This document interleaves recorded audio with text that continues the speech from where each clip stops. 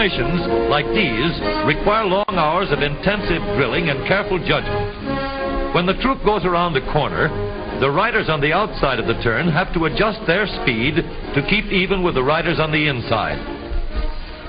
The man on the outside has to ride a lot farther and a lot faster in order to keep up with the parade. The outside wheels must spin faster than the wheels on the inside because they have a greater distance to travel in the same length of time. When a wagon turns a corner, the wheels can travel at different speeds because each one can turn freely on the axles. And in the early automobiles, the rear wheels turned separately and only one wheel was connected to the engine. But when only one wheel was driven by the engine, it had to do all the work, and it couldn't get a good enough grip on the road to do its job properly. So the one-wheel drive was soon out of date. But if two wheels are locked on an axle so that they are not free to turn separately, one or the other has to slide. So engineers had to find a way to connect both rear wheels to the engine without sliding and slipping on turns. The device which makes this possible is a part of the rear axle. It is called the differential because it can drive the rear wheels at different speeds. The differential looks complicated, but once we understand its principle, it is amazingly simple. These two wheels are mounted on separate axles and supported by a frame so that they can revolve freely at different speeds. Let's fasten a spoke on the inner end of each axle so that by turning the spokes, we can turn each wheel separately. With a bar or crosspiece, we can turn both wheels in the same direction at the same rate of speed. Let's get something to hold this bar in place so that it will press against the spokes. Notice that this support is not locked to the axle. It turns freely. Now, we can spin the wheels by rotating the support. This is fine, as long as both wheels are able to turn at the same speed. But let's see what happens when we go around the corner.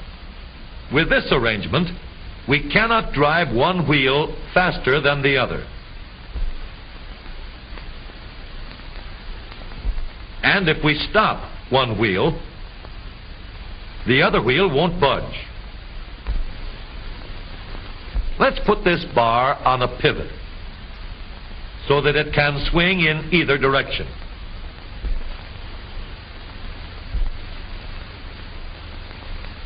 Now, the bar can still turn both wheels at the same speed. And because it pivots, it lets one wheel turn even when the other is stopped. But if turned too far, the bar will swing around until it won't drive the spokes that turn either wheel. We need another crossbar and more spokes to carry on the job. When we stop one wheel, the crossbars will continue to push the spokes of the free wheel around.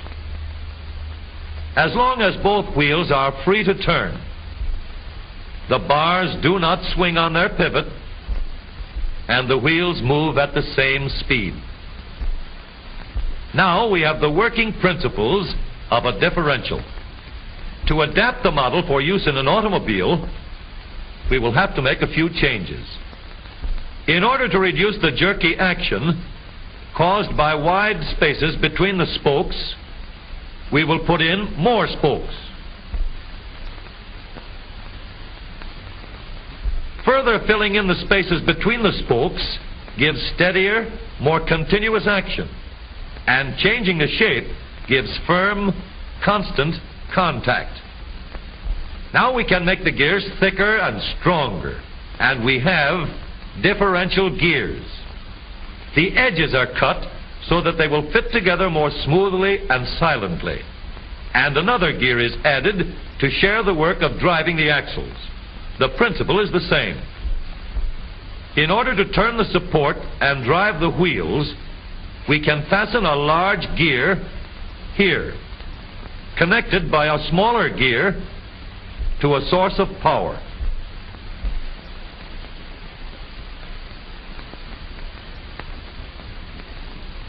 Notice that the power is connected to the differential at the center line. We can make our model more compact by moving the gears closer together. When we put our differential in an automobile, we have to leave room for the drive shaft, which carries the power from the engine. We may build the floor of the car above the drive shaft. But if we do, we won't have much room inside unless we make the top of the car high too. Of course, we could lower the floor and ceiling, but the drive shaft would be higher than the floor. This would have disadvantages. A shaft in the middle of the floor of an automobile would be inconvenient for passengers and would be awkward for carrying luggage.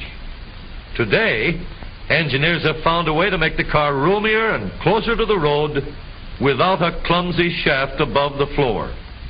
The drive shaft from the engine to the differential is lowered out of the way, and the drive shaft is connected to the rear axle at the bottom. The new low center drive makes the rear axle quieter, stronger, and more durable because it gives better, smoother contact between the gears. The automobile of today, with the low center drive, is stronger and more rugged. Every part of the rear axle has been built to withstand strains far greater than it will ever meet on the straightaway or around the corner.